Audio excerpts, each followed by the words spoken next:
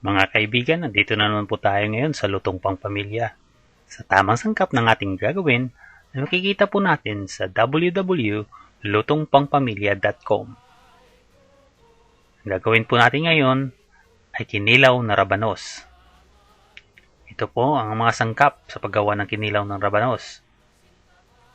Tomatoes, onion, radish,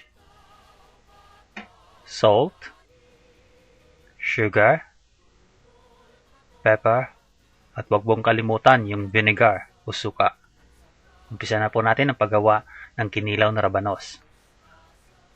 Una sa lahat, balatan po natin yung rabanos o radish. Yan.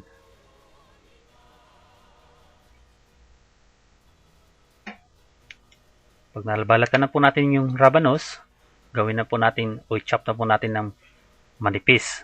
Pwede po natin gamitin yung pangbalat ng rabanos para manipis ang paggawa. Yan.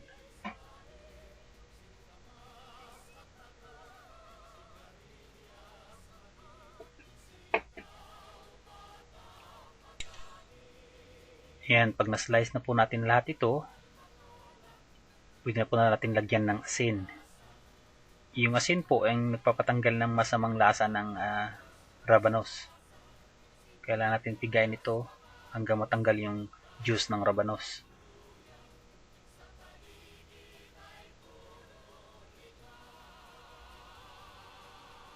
Then pag tanggal na po yung juice ng rabanos,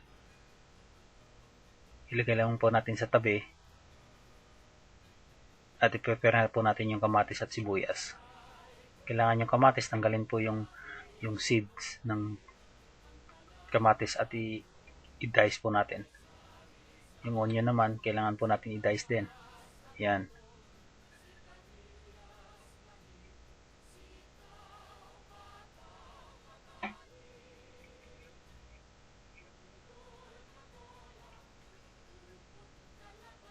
Ayan. Ngayon, yung rabanos ay ilagay po natin sa strainer para ma-drain yung juice. Pwede natin hugasan ng tubig para matanggal yung alat at saka yung lasa ng rabanos. Ayan po. Ayan, i-drain lang po natin ito. Pigayin ng konti at i-drain yung juice ng rabanos.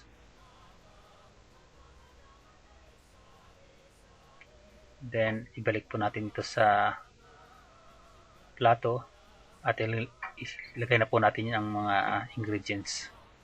Yung salt, yung sugar, at saka yung pepper.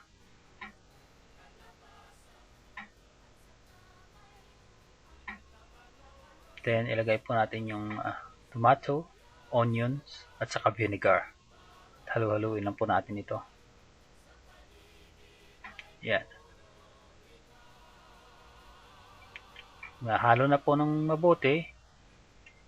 I-marinate lang po natin ito ng at least 30 minutes bago i-serve. Yan, lagay po natin yung vinegar. Then, marinate for 30 minutes before serving. Ayan. Yan na po ang kilawing rabanos. Sa tamang sukat ng mga sangkap ng ating ginawa ay makikita po natin sa www.lutongpangpamilya.com.